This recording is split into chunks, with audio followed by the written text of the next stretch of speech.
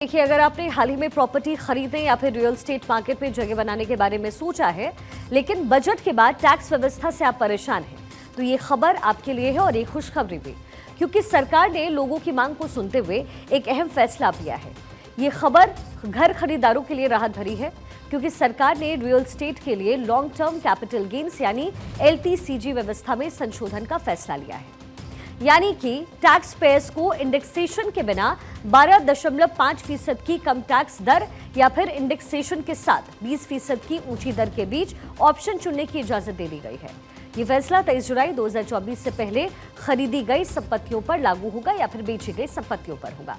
इससे अब लोग या फिर हिंदू अविभाजित परिवारों को दोनों योजनाओं के तहत टैक्स कैलकुलेशन करने और कम राशि का भुगतान करने में मदद मिल सकती है। इस बदलाव को वित्त विधेयक 2024 में संशोधन के जरिए किया गया।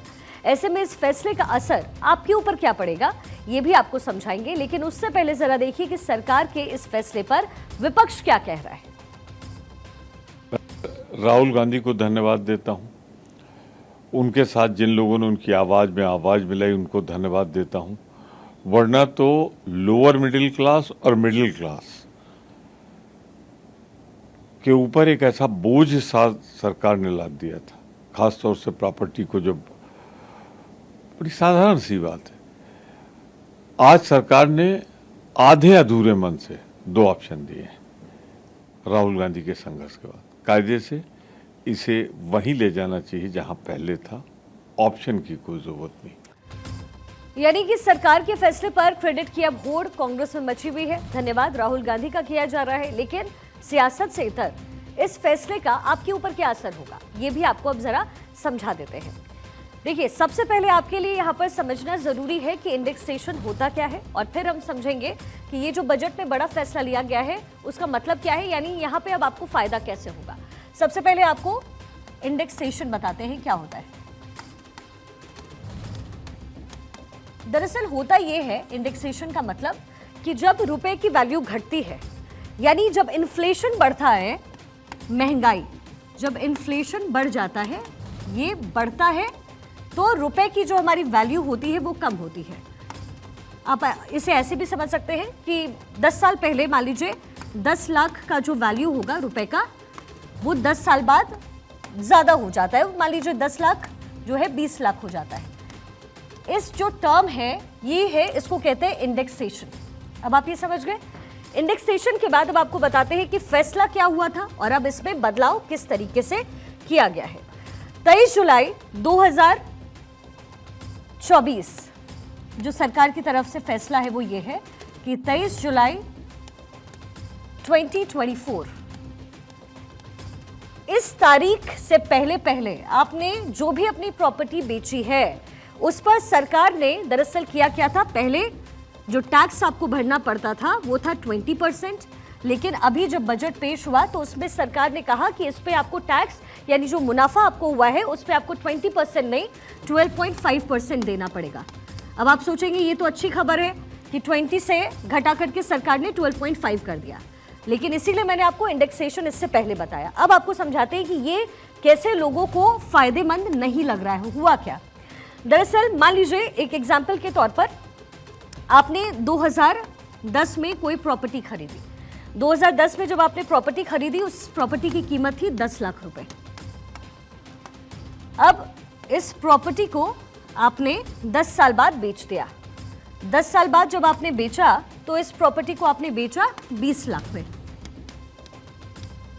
यानी कि कुल मिलाकर के जो प्रॉफिट हुआ आपका वो 10 लाख रुपए का हुआ।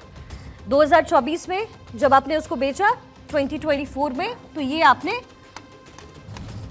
बेच दिया 20 लाख रुपए में, यानी 10 लाख रुपए का फायदा हुआ। अब पहले इसमें क्या था, बाद में क्या था, ये भी आपको समझा देते हैं। पहले और बाद में, यानी अब जो फैसला लिया गया था अभी बजट में, और अब इसमें फैसला क्या लिया गया। इसमें दरअसल फैसला ये हुआ कि 2010 में जो 10 लाख की प्रॉपर्टी है और 2024 में आपने जो ये बेचा 20 लाख रुपए में, तो पहले का प्रावधान ये कहता था कि आपको जो फायदा हुआ है, यानी कि इंडेक्सेशन जो आपकी इस प्रॉपर्टी की हुई है, मान लीजिए 10 साल के अंदर, वो 18 लाख की है। 18 लाख की है, लेकिन आपने इसे बेचा 20 लाख रुपए में, यानी आपके जो 10 लाख की वैल्यू थी 10 साल में हो गई 18 लाख, लेकिन आपने 2 लाख रुपए का मुनाफा कमाया। जब आपने 2 लाख का मुनाफा कमाया तो सरकार ने आपसे कहा कि वो कैपिटल गेन है, यानी वो आपका प्रॉफिट है। उस प्रॉफिट पे आपको देना पड़ेगा सरकार को 20% टैक्स। यानी अगर आप देखें तो 2 लाख का जो 20% बनता है वो बनता है 40,000 रुपये। यानी अब सरकार को टैक्स के रूप में आप इस इंडेक्सेशन, यानी जो आपके 10 लाख का वैल्यू 18 पे पहुंचा और 2 लाख का जो आपको फायदा हुआ, उस 2 लाख पे 20% टैक्स आपको भरना पड़ता था सरकार को कैपिटल गेन के तौर पे। लेकिन बजट के बाद फैसला सरकार ने ये लिया कि आप ये सब छोड़िए, 18 इंडेक्सेशन क्या होगा, वैल्यू कितना बड़ा, आप सीधा सीधा ये आइए कि 10 लाख की प्रॉपर्टी जो आपने 20 लाख में बेची है, यानी कि 10 लाख से वो जो मुनाफा हो गया आपका 10 लाख रुपए का हो गया।